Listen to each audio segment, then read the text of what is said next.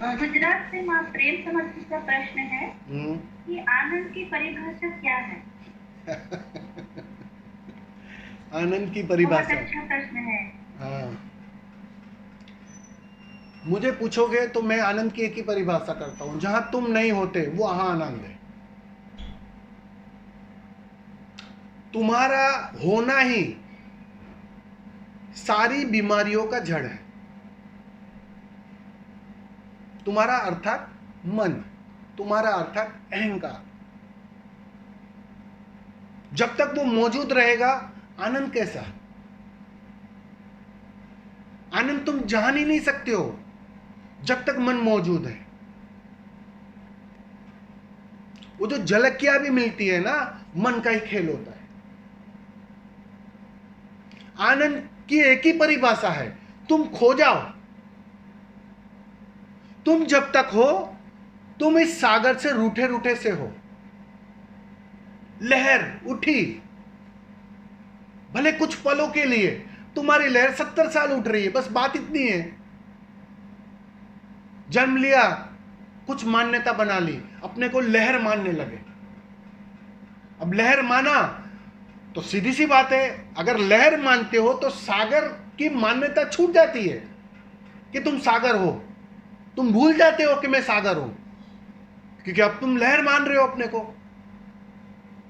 कुछ और मान्यता बना ली। अब जैसे ही वो मान्यता बड़ी हुई, लहर ऊपर उठी और घनी हुई, अब आनंद कैसा? टूट गए तुम, उस प्रकृति से टूट गए, उस अस्तित्व से छूट गए, उस परमात्मा होने से छूट गए।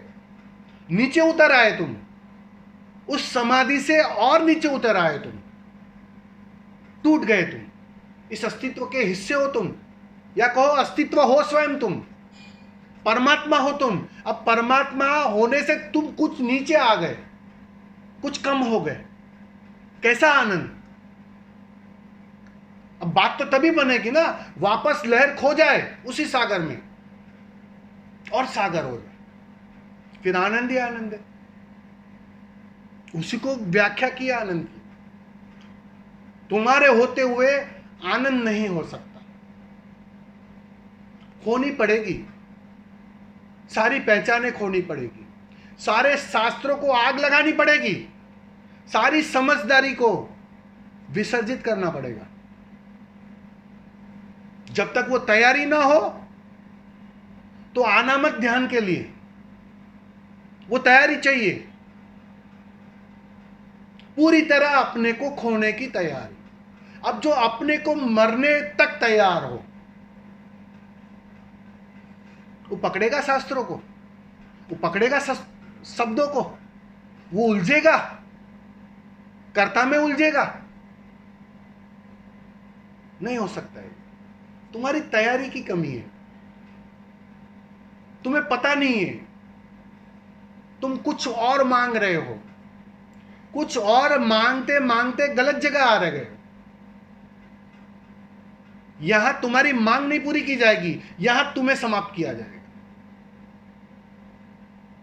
हाँ, ये बात पक्की है, जिन्होंने भी जाना है वो जानते हैं कि जब तक तुम हटोगे नहीं, तुम मिटोगे नहीं, वो आनंद उपलब्ध नहीं हो सकता।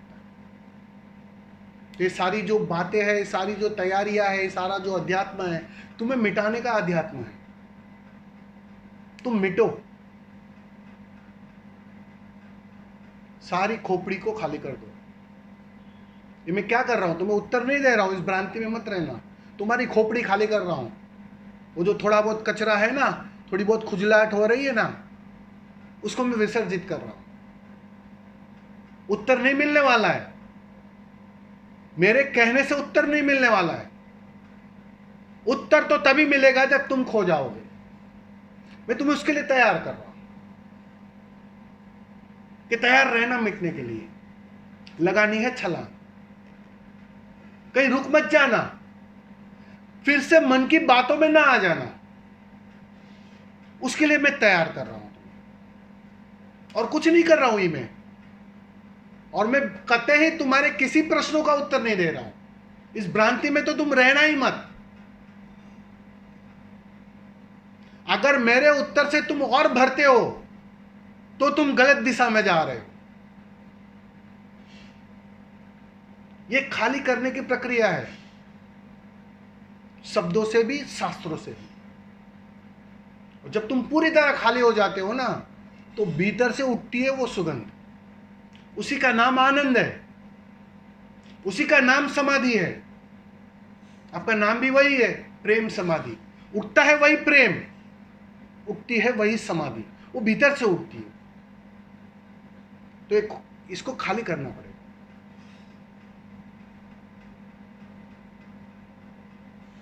समझ रहे हो ना माँ? हाँ स्वामी जी, ये है आनंद की परिभाषा। आनंद, हाँ, उसी आनंद को लेके हम डेली लाइफ में कैसे बने रहे, जैसे कि वही आनंद हमारे डेली रूटीन लाइफ में कैसे बनी रहे, उस पर थोड़ा प्रकाश डालें। डेली रूटीन लाइफ से आनंद से कोई लेना देना नहीं। मैंने जैसे कहा, जैसे ही तुम्हारा मन मिटता है, अहंकार, मैं भी जी रहा हूं, मन नहीं है, मान्यता नहीं है कोई झूठी, असली पहचान है अपनी, तुम्हारे सामने हूं, मैं गवाह की तरह हूं। जीवित बुद्ध से तुम ज्यादा गवाह कहां खोजोगे? तुम जी रहा हूं, मजे से जी रहा हूं, तुमसे अधिक हर पल का आनंद ले रहा हूं मैं। इससे ज्यादा कौन सा गवाह तुम खोजोगे? तुम किसी बुद्ध ने कहा होगा, बात आई गई हो गई, लेकिन मैं तो तुम्हारे सामने खड़ा हूं। जियो, और वो जीना होगा ही तब जब तुम हटोगे, तुम मिटोगे। तुम्हारा मिटना मूल्यवान है। बुद्ध तो पाना मूल्यवान नहीं है, क्योंकि वो तो स्वभाव है, वो मिला हुआ है। वो बीच बीच में तुम आ रहे हो, अड़चने खड़ी कर रहे हो, बिना वजह की झंझटें खड़ी कर रहे हो। मिटने दो उसे, और मन वह ना मिटे उसकी पूरी कोशिश करता है। साधना में जो कॉन्फ्लिक्ट होता है ना, यही कॉन्फ्लिक्ट होता है कि तुम आनंद भी चाहते हो और तुम बचना भी चाहते हो। ये दो बात साथ में नहीं बन सकती। तुम प्रेम चाहते हो और खुद प्रेम करना चाहते हो, ये बात नहीं बन सकती है। तुम्हें खोना पड़ेगा तो प्रेम होगा, तुम्हें मिटना पड़ेगा तो समाधि होगी, आनंद की अनुभूति होगी। सिर्फ आनंद बचेगा, अनुभव करने वाला ना बचे, तभी आनंद है। तब तक जो भी अनुभव है वो सारे मन के खेल। और रूटीन लाइफ में तो बिल्कुल फिक्र मत करो, वो तो और मजे की हो जाएगी। फिर तुम्हें नहीं चलाना है ना, अब तुम सागर ही हो गए। अब सागर अपने से लहर ले, उठे ऊपर नीचे रहे, क्या फर्क पड़ता है तुम्हें? क्योंकि तुम सागर हो, ये बात तुम्हें साफ हो गई। तो झंझट उसमें है कि तुम अपने को लहर मान रहे हो, तुम अपने को कुछ और मान रहे हो। बस उस कुछ और को तोड़ना है, उस कुछ और से परे होना है। यही है साधना, ये सारी मान्यताओं के पार, और कुछ नहीं है। आज काफी समय हो गया,